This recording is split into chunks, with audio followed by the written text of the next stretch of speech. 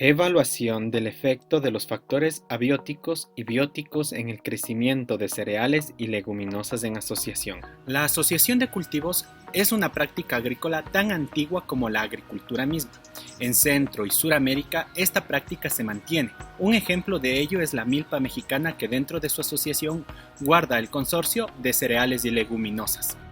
En este contexto y sumada la coyuntura mundial por el coronavirus, resulta innegable la necesidad de fortalecer los sistemas agrícolas tradicionales. La crisis evidenció la dificultad de países enteros para acceder a sus raciones alimenticias y cubrir la canasta básica. Por esta razón, todo esfuerzo por fortalecer la agroecología y la autosustentabilidad resulta poco. El objetivo del presente proyecto integrador es la evaluación de los factores bióticos y abióticos relacionados con el crecimiento de las plantas. Para ello se realizaron 9 ensayos en diferentes puntos geográficos del Ecuador.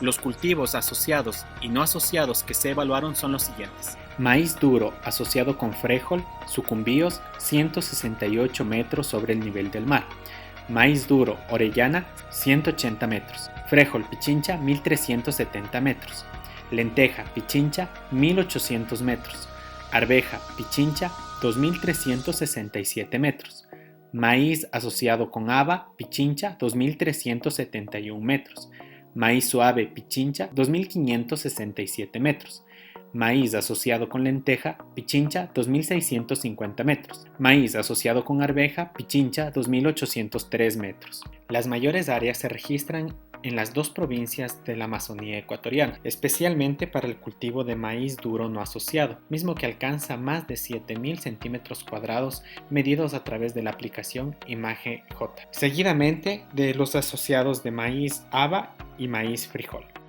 9 semanas de la siembra, se va a proceder a realizar el ensayo destructivo para poder evaluar los nódulos y el área foliar. De los tratamientos que hemos realizado, vamos a tomar en cuenta el R1, que se encuentra aquí. Para evaluar los nódulos, vamos a sacar cuidadosamente la raíz de la maceta y vamos a lavarlos en un baldecito de agua para que no se puedan caer o destruir los nódulos. Para la caracterización de nódulos de bacterias nodulíferas fijadoras de nitrógeno, se toman en cuenta variables como cantidad, tamaño y color. Sus tamaños variaron entre los 0,5 a 5 milímetros, con tonalidades de marrón a crema, rosado y café. El cultivo con mayor número de nódulos fue el cultivo de frijol no asociado, con 208 nódulos.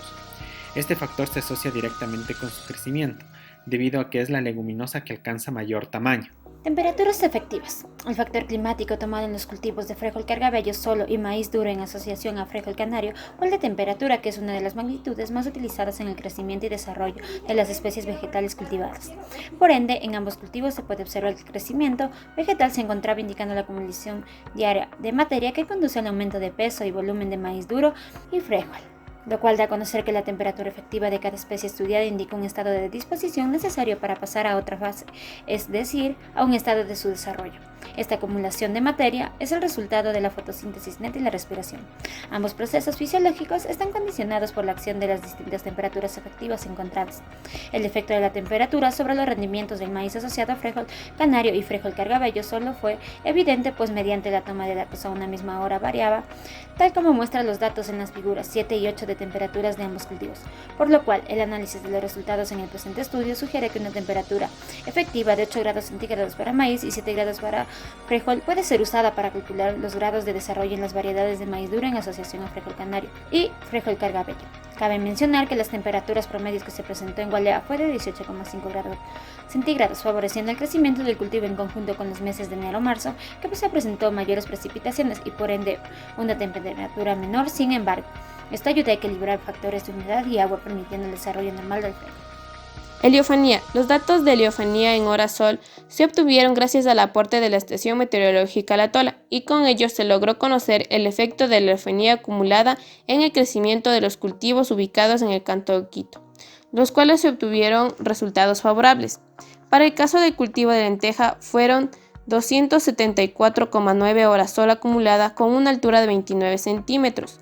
Para el cultivo de maíz asociado con haba, se realizó un análisis de manera independiente, arrojando para el maíz asociado 313,9 horas sol acumulada y 105,6 El haba obtuvo 291,4 horas sol acumulada y 33,5 centímetros de altura, que al representarlos en las gráficas se obtuvo un coeficiente de correlación superior a 0,9, es decir, cercano a 1, lo cual afirma la relación directa que existe entre las variables de heliofanía y el crecimiento del cultivo. En cuanto a las propiedades físicas visibles del suelo, para el color en seco y en húmedo se identificó mediante la tabla de Munsell. Para determinar la textura del suelo en cada uno de nuestros ensayos se realizó mediante la textura al tacto, conforme a la guía de Ciancaglini 2017.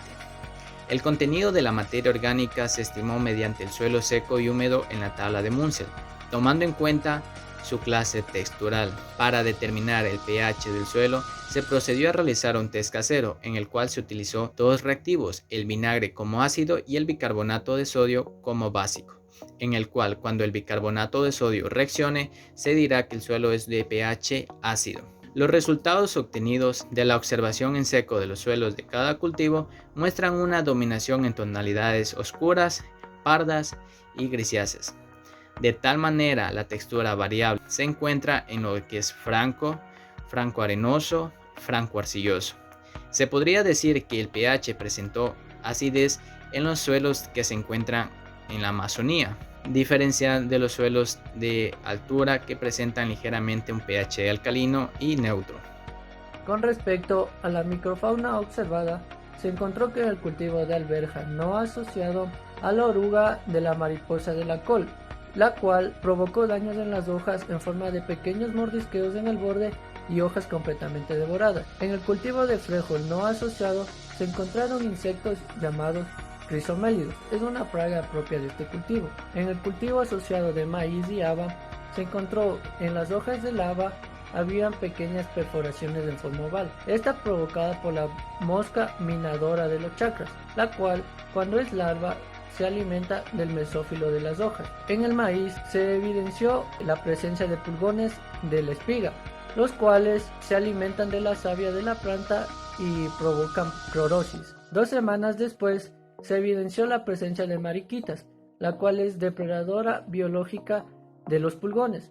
Entre los factores abióticos que se identificaron fue el suelo, el que influyó en las deficiencias nutricionales o la fitotoxicidad de las plantas.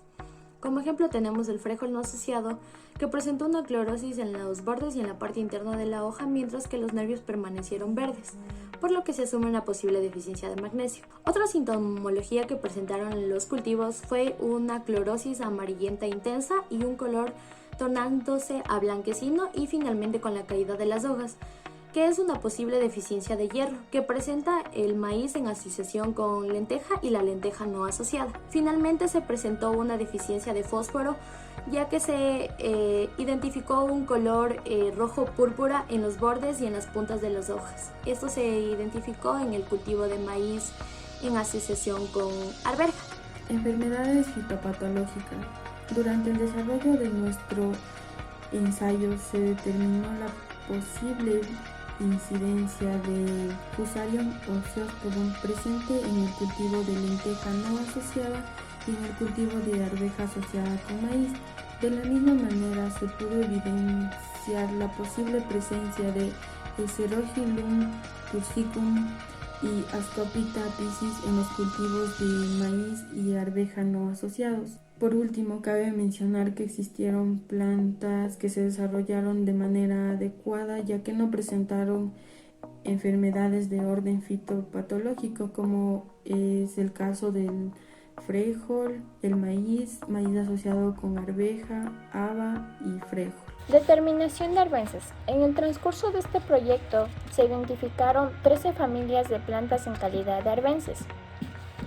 La presencia de arbences en los cultivos reduce la eficiencia de insumos tales como nutrientes del suelo, agua de riego y otros, ya que fortalece la densidad de otros organismos y plagas, que finalmente afectan al rendimiento y a la calidad de los productos. También tenemos que tener en cuenta que la presencia de arbences puede ser favorable, debido a que ayuda a su desarrollo y además juegan un papel fundamental y beneficioso dentro de un agroecosistema. En conclusión del presente proyecto integrador de saberes, se concluye que los factores bióticos relacionados al crecimiento de los cultivos asociados y no asociados de cereales y leguminosas son, primero, las relaciones bióticas de la micro y macrofauna con el cultivo, como la depredación y el parasitismo, así como la simbiosis entre las bacterias nodulíferas fijadoras de nitrógeno con las leguminosas, o por el contrario, la acción negativa de bacterias, hongos o virus. 2. Las labores culturales encajan como factor biótico o factor antropogénico con incidencia directa en el crecimiento. 3. La acción benéfica o de competencia entre las arbences reportadas. 4. La naturaleza biológica o fisiológica de los mismos cultivos. Por otro lado, los factores abióticos relacionados con el crecimiento fueron la heliofanía, entendida como cantidad de horas sol recibidas, la temperatura efectiva, entendida como la temperatura necesaria para que el cultivo cambie de fase fenológica, el suelo y su efecto directo en la biodisponibilidad de nutrientes, finalmente el clima en función de la gradiente altitudinal, así como la disponibilidad hídrica. Agradecemos su gentil atención y muchas gracias.